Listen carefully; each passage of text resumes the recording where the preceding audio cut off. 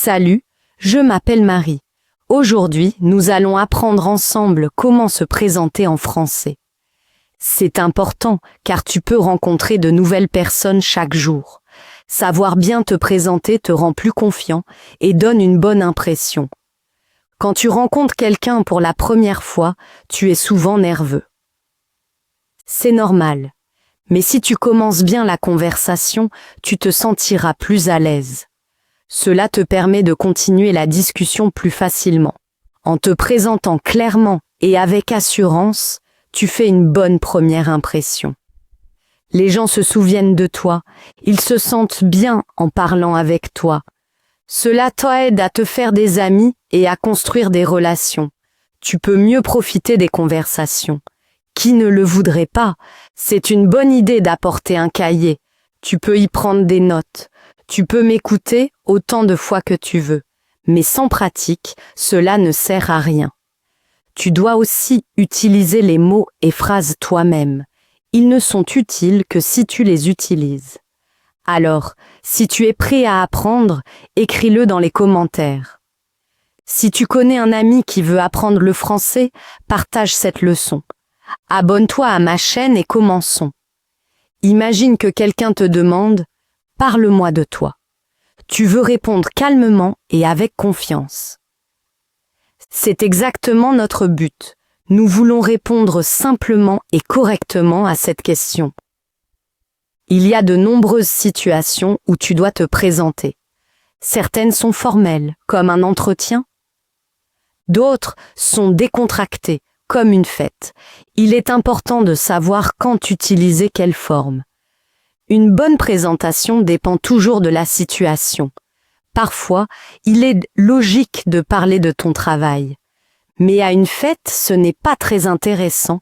Comprendre le contexte est donc important. Commençons par les bases. Comment se présenter? Nous commençons par le prénom. Tu peux dire « Je m'appelle Sophie » ou « Je suis Sophie » ou « Mon nom est Sophie ». La première option est la plus courante et naturelle. La deuxième est très simple. Et la troisième est possible, mais un peu plus formelle. Si tu as un surnom, tu peux dire « Je m'appelle Béatrice, mais mes amis m'appellent Béa ». Ou « Mon nom est Fabien, mais tu peux m'appeler Fab ». C'est utile si ton prénom est difficile. Maintenant, après avoir dit le nom, ajoutons quelque chose de personnel. Nous pouvons dire d'où nous venons. Par exemple, je viens de France, je suis française. J'habite à Paris. Si tu viens d'un autre pays, change simplement le nom. Par exemple, je viens du Canada, je suis canadien, j'habite à Montréal. Facile, n'est-ce pas? Maintenant, parlons de ce que nous faisons. Tu peux dire « Je suis étudiant, je travaille comme professeur, je suis ingénieur ». Si tu ne travailles pas, tu peux dire « Je ne travaille pas en ce moment, je cherche un emploi ». Si tu veux donner plus de détails, tu peux dire « Je travaille dans un hôpital » ou « Je travaille dans une entreprise technologique ». Super, passons maintenant au hobby. En français, tu dis « J'aime lire, j'aime voyager, j'aime jouer au football, j'aime faire du yoga, j'aime regarder des films ». Tu peux aussi dire « Mon hobby préféré est la natation ». Maintenant, nous allons tout relier. Voici un exemple. Salut, je m'appelle Sophie. Je viens de France et j'habite à Paris. Je travaille comme professeur de français. J'aime voyager et lire des livres. Ravi de te rencontrer. C'est une bonne présentation.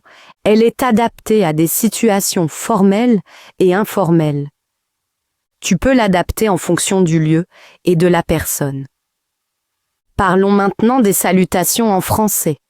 Tu peux dire « Bonjour », cela s'utilise le matin et l'après-midi. « Bonsoir », cela s'utilise le soir. « Salut ».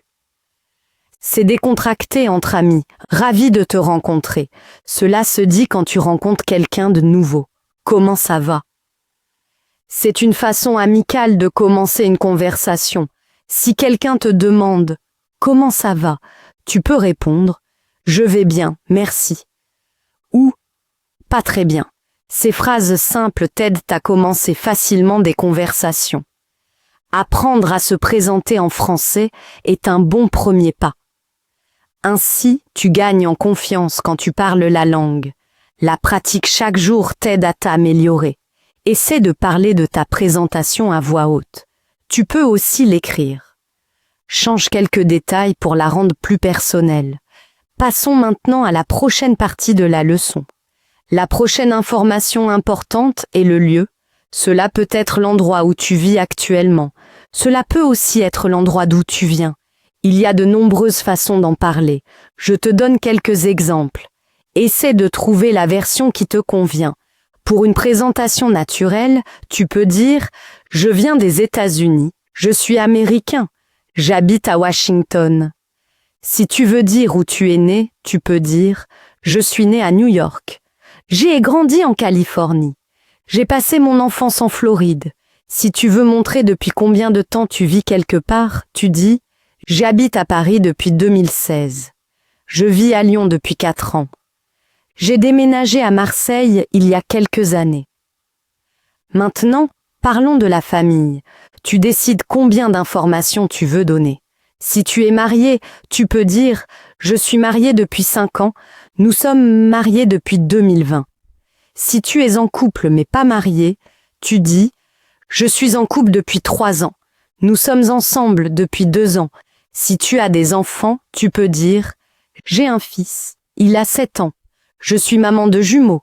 Ma fille a 5 ans et elle va déjà à l'école. » Si tu veux parler de tes frères et sœurs, tu peux dire « J'ai 3 frères et sœurs. » Ou « Je suis enfant unique. » Si tu veux parler de ta grande famille, tu peux dire « Je vis à Paris, mais la plupart de ma famille vit à Lyon. » Parlons maintenant des hobbies et intérêts. Voici quelques exemples. J'aime cuisiner. J'aime beaucoup jouer au football. Je m'intéresse à la photographie. Je m'intéresse à l'art.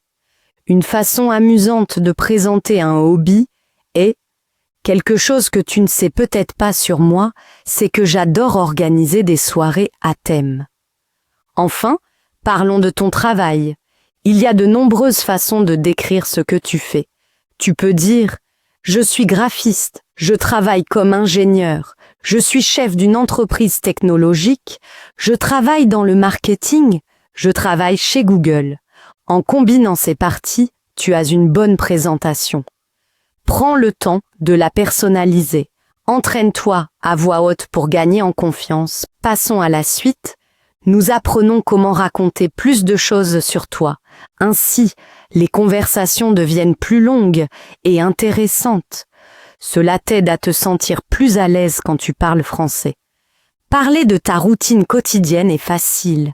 C'est une bonne méthode pour garder une conversation vivante. Tu peux dire « Je me réveille à 7 heures, je prends mon petit déjeuner à 8 heures, je travaille de 9 à 17 heures. Le soir, je rentre chez moi, je dîne avec ma famille, je me couche à 22 heures. » Tu peux aussi mentionner des activités que tu fais régulièrement. Je fais du sport 3 fois par semaine. J'aime écouter de la musique en travaillant. Je lis un livre avant de me coucher. Parler de ta personnalité aide les autres à mieux te comprendre.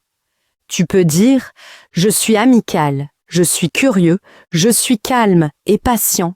J'aime apprendre de nouvelles choses. » Si tu veux dire ce que tu n'aimes pas, tu peux dire « Je n'aime pas être en retard, je n'aime pas les films d'horreur. » Parler de tes rêves et objectifs rend ta présentation plus intéressante. Tu peux dire « Mon rêve est de voyager autour du monde. Je veux devenir médecin. Je veux apprendre à jouer du piano. Mon objectif est d'améliorer mon français. » Tu peux aussi expliquer pourquoi tu apprends le français. Par exemple, « J'apprends le français parce que j'aime la culture. Je veux parler français pour voyager en France. J'étudie le français pour mon travail. » Pour maintenir une conversation, c'est bien de poser des questions. Cela montre ton intérêt. Tu peux demander « Comment tu t'appelles ? D'où viens-tu ? Où habites-tu ? Que fais-tu dans la vie ? Quel hobby as-tu ? Que fais-tu pendant ton temps libre ? » Quand quelqu'un répond, tu peux réagir. Tu peux dire « Ah, c'est intéressant, j'aime ça aussi. C'est génial ». Une autre façon de parler de toi est de parler de tes préférences. Tu peux dire « Mon film préféré est » « Ma couleur préférée est le bleu ». J'adore la cuisine italienne. Mon livre préféré s'appelle « Parfois, un fait amusant rend ta présentation inoubliable ». Tu peux dire « J'y ai visité 10 pays différents. Je parle 3 langues. J'aime collectionner les timbres. Je n'aime pas le café, même si tout le monde autour de moi l'aime. » La pratique rend parfait. Maintenant que nous connaissons de nombreuses façons de parler de toi, entraînons-nous à tout assembler. Un exemple. Salut, je m'appelle Sophie. Je viens de France et j'habite à Paris. Je travaille comme professeur de français. J'aime voyager, lire des livres et faire du yoga. Je suis curieuse et j'adore apprendre de nouvelles choses. Mon rêve est de visiter le Japon. Et toi, comment tu t'appelles? D'où viens-tu? Bienvenue dans la dernière partie de notre leçon sur comment se présenter en français. Dans la partie 1, nous avons appris les bases. C'était ton prénom, ton origine, ton travail et tes hobbies. Dans la partie 2, nous avons parlé de ta routine quotidienne, ta personnalité, tes rêves et tes objectifs. Maintenant, dans la partie 3, nous allons encore plus loin. Nous apprenons à parler de tes expériences, à raconter de petites histoires et à décrire des événements passés. Cela t'aide à avoir des conversations intéressantes et à te connecter mieux avec les autres. Parler de tes expériences passées est très utile. Tu peux parler de voyages, tu peux aussi parler d'événements auxquels tu as assisté, ou tu parles de souvenirs spéciaux. Des phrases simples sont « L'année dernière, je suis allé en Espagne. Le mois dernier, j'ai assisté à un super concert. Enfant, j'aimais jouer au football. J'y ai déjà visité la cathédrale de Reims. » Tu peux aussi ajouter des détails pour rendre tes histoires plus captivantes.